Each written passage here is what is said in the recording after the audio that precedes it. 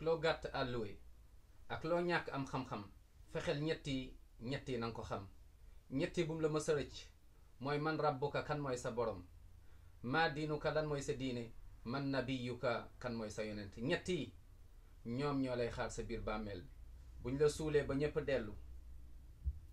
alal du la fa fekk njaboot du la fa fekk kenn du la fa fekk sa wayjur duñ la fa fekk sa sëriñ du la fa fekk say taalibe yow rek ak say jëf su doon lu baax nga gis ko bu dee lu bon nga gis ko